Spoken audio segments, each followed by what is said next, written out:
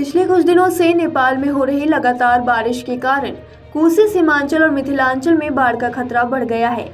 शनिवार को कोसी नदी में रिकॉर्ड 6.81 लाख क्यूसेक पानी डिस्चार्ज होने की आशंका है। ऐसा 56 साल बाद हो रहा है।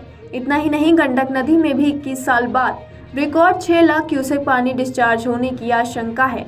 जल संसाधन विभाग ने बाढ़ के खतरे को देखते हुए अगले 2 दिनों तक अलर्ट जारी किया है। जिला प्रशासन की टीम लगातार तटबंधों की निगरानी कर रही है। शनिवार सुबह 8 बजे कोसी बराज से 4,18,285 क्यूसेक पानी डिस्चार्ज किया गया है। वहीं बराह क्षेत्र में 3,53,000 क्यूसेक पानी डिस्चार्ज किया गया है। जिला प्रशासन की टीम तटबंध के इलाकों में अभी भी लोगों को निकालने में प्रशासन जुटा हुआ है। जल संसाधन मंत्री विजय चौधरी ने कहा, हम किसी भी आपात स्थिति से निपटने के लिए तैयार हैं। सभी अधिकारियों को 24 घंटे तटबंधों की निगरानी के लिए कहा गया है। अगले 48 घंटे तक हाई अलर्ट घोषित किया गया है। इधर मौसम विभाग ने बिहार के पश्चिम और पूर्वी चंपारण, अररिया, किशनगंज, पूर्णिया, सहरसा, सुपौल, मुजफ्फरपुर, गोपालगंज समेत 13 जिलों में बारिश का अलर्ट जारी किया है। मौसम विभाग की माने तो इन इलाकों के अनेक भागों में हल्की से मध्यम दर्जे की बारिश हो सकती है। यहाँ हवा की गति 30 से 40 किलोमीटर प्रति घंटे की रफ्तार से चलने के आसार हैं। मौसम विभाग की माने तो इन इलाकों में वज्रपात का भी अलर्ट जारी किया गया है।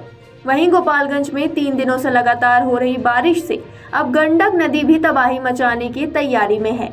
साथ ही नेपाल के जल अधिग्रहित क्षेत्र में भारी बारिश के चलते गंडक नदी में जलस्तर तेजी से बढ़ने लगा है, जिससे गोपालगंज में बाढ़ का खतरा मंडराने लगा है। डीएम मोहम्मद मकसूद आलम ने संदर्भ में बाढ़ प्रभावित क्षेत्रों में हाई अलर्ट जारी कर दिया है।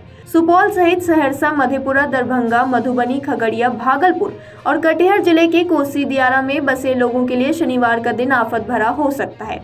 इसको लेकर राज्य सरकार ने संबंधित जिलाधिकारियों के लिए हाई अलर्ट जारी किया है। दरअसल शुक्रवार को नेपाल प्रभाग स्थित कोसी नदी के जल ग्रहण क्षेत्र में भारी बारिश रिकॉर्ड की गई है। वहीं शनिवार को बारिश और भी अधिक तेज होने की आशंका जताई जा रही है, जिसके बाद सुपौल जिलाधिकारी कौशल कुमार ने कोसी तटबंध के अंदर बसी आबादी के लिए अलर्ट जारी किया है। इस संबंध में सुपौल के डीएम कौशल कुमार ने बताया कि नेपाल प्रभाग स्थित कोसी के जल ग्रहण क्षेत्र में भारी बारिश को देखते हुए कोसी नदी के डिस्चार्ज में शुक्रवार की सुबह से ही बढ़ोतरी दर्ज की जा रही है। शुक्रवार की सुबह 6 बजे से कोसी बराज से 1,11,290 क्यूसेक पानी का डिस्चार्ज रिकॉर्ड किया गया है। वहीं जल स्तर में लगातार वृद्धि के संकेत मिल रहे हैं। जिलाधिकारी के अनुसार शनिवार की दोपहर 12 बजे कोसी बराज से 6,81,639 क्यूसेक पानी डिस्चार्ज होने की संभावना है। ऐसे में कोसी नदी के पूर्वी और पश्चिमी तटबंध के बीच बसे लोगों को बाढ़ और कटाव का सामना करना पड़ सकता है। यही कारण है कि तटबंध के अंदर के इलाकों में माइकिंग कराई जा रही है। वहीं प्रशासनिक अधिकारियों को भी लोगों को सतर्क करने और आवश्यक बचाव कार्य चलाने के निर्देश दिए गए हैं। इसके अतिरिक्त जल संसाधन विभाग के अभियंताओं को भी तटबंध की सुरक्षा के मद्देनजर सतत निगरानी के लिए कहा गया है। कोसी में अभी तक में लगभग 8:30 बज रहा है। 10-15 मिनट पहले ही 4,25,000 के लगभग पानी का जो है अनुमान बताया गया और 4.25 लाख तक में ही अफरा तफरी मचा हुआ है।